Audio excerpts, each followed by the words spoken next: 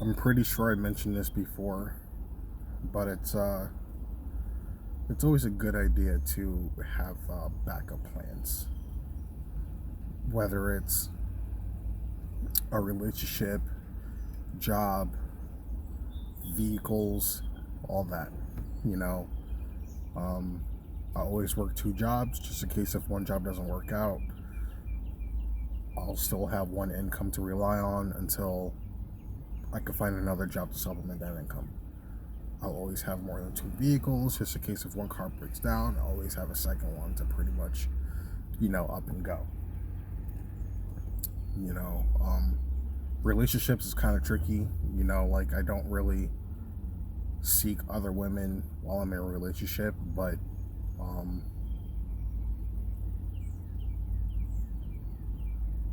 I definitely don't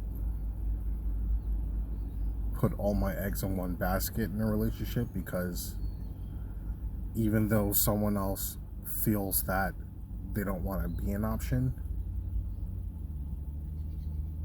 they're they are. I hate to say it, but they are. You know, even me.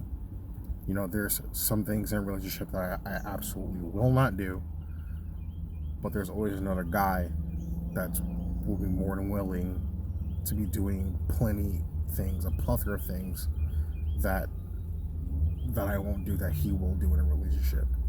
So, it is a double-edged sword. Um, but the reason why I'm making this video is simply because there's been a few job offers that you know. Oh shit! It's Mohammed. Welcome back, baby. Oh my god.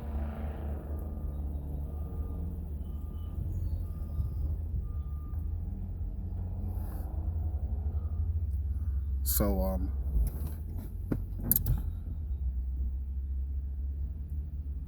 I live in Connecticut, and those that know about Connecticut know.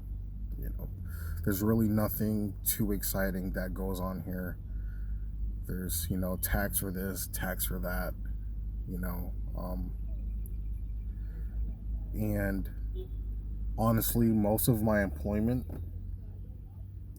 the reason why I leave my employment is because I have to, not that I want to. This security job that I'm working at now pays a substantial amount of money. You know what I mean? If I could find some way to make it back to the state of Washington, then chances are, as far as me doing, work out there, I'm always going to have a job. But out here in Connecticut, it's everything's pretty much on a contract basis. Even though they say it's part time, full time, seasonal, whatever the case may be, there's always that chance that you're going to pretty much be forced to find another job because the company's going in a different direction. And in a company, you're not a name, you are a number. Think about it. Every job that you apply for, it's employee ID 001 slash plus plus ampersand, whatever the case may be. You know what I mean? But that aside, I did hear that my company that I'm working for now is moving in a different direction, which means that I got to be on my toes, find another job, and that's shit that I hate. It's like the lower guys on a totem pole won't know anything until it's pretty much the last minute. You know what I mean?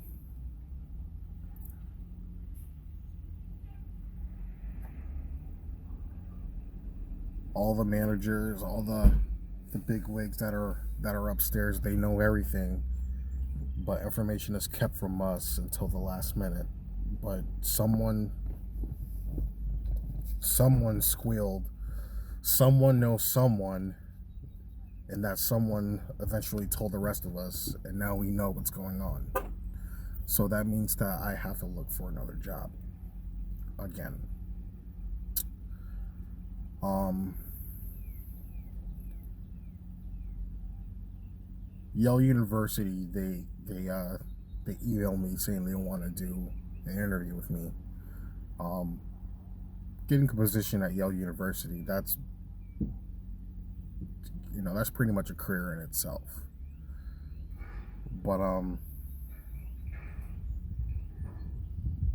I want to get out of Connecticut though. That's what I really want to do. I love my mom, I love my, friends and family, but everyone has their own life. All my friends, they're growing up, they're trying to have kids, or they have kids, they're trying to get married or they are married, and it's just it's just me and Pornhub. It's crazy. And whether I like it or not, either I become a sheep and follow along, or pretty much live the bachelor life and stay single until I pretty much croak over and die. But Yale University is definitely hiring, and I'm all for the interview. But that means that I would stay in Connecticut. My old job is hiring again in Connecticut, but the good thing about my old job is that they have branches all over the world, like globally. I could legit get a job in the Philippines if I really wanted to, which I won't, because that would just be freaking dumb. But if I did, I could.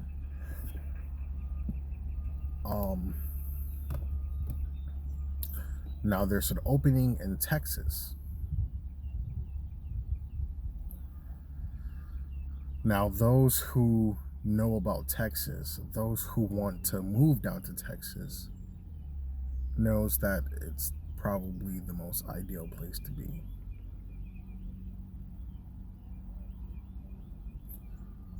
If you don't like taxes like that, if you want to earn what you keep and don't want the government to constantly take your shit, and if you want to avoid the DMV and the lines and just everything Connecticut, just if you like guns,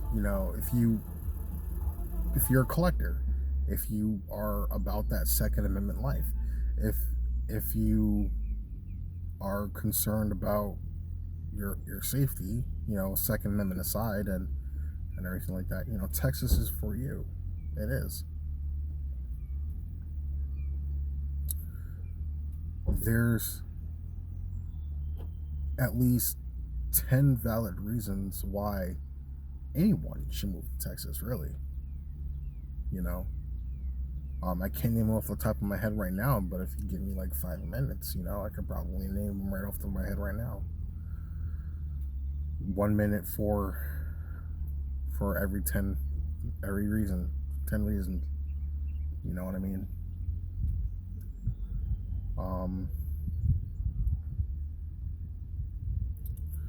Yeah, there's really not much out here for me in Connecticut. My great grandmother died, so because she's dead, the family's, it's broken.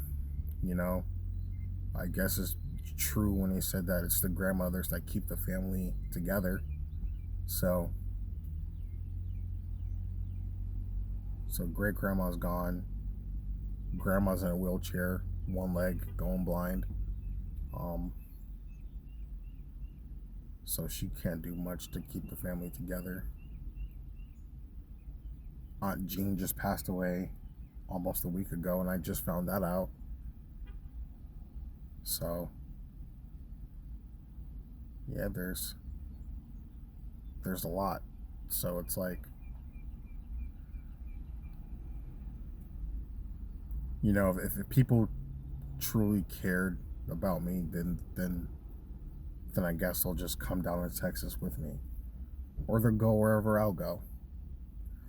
But everyone has a little something that holds them here. I think no one wants to be in Connecticut. I think there's something that forces them here. whether it's family related, money related, education related. There's something that forces them to stay here. You know, when I left the military, you know, when I got forcibly discharged, you know, I could have went back to Washington State, but you know, there's nowhere that I could have lived out there. You know, all my tenants out there was, you know, they're renting spaces, so I just can't up and evict someone because I need a place for myself to live. You know, so I took everything that I had, and unfortunately I came back to Connecticut. Now that I want to go back to Washington or any other state, you know, it's like, okay, well, you have to take care of this first before you do that. You know, because if you don't take care of your taxes, and Uncle Sam wants his money, no matter where you go, he's going to get it. So I have to take care of that. You know, then I have to find old friends, whether it was good terms or bad terms. You know, I have to say, hey, you know, I'm still here. If you want to hang, let's hang. You know, but with the friends, you know, like I said, you know,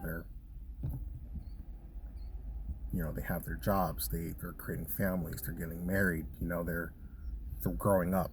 You know what I mean? They're becoming responsible citizens.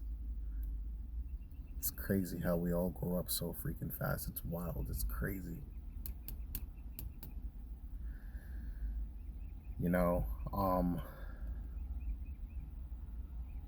but is it all worth staying here? You know what I mean? When I looked at Texas, so when I found out that my old job is hiring out in Texas, I'm like, okay, well, if I do get that job and I go down to Texas, if I'm making this wage here and they're paying a few dollars less, like $2 less out in Texas, you know, remember there's no income taxes, so I don't have to worry about my money being additional income being taken out of my paycheck. So I could literally make the exact wage and still live well off.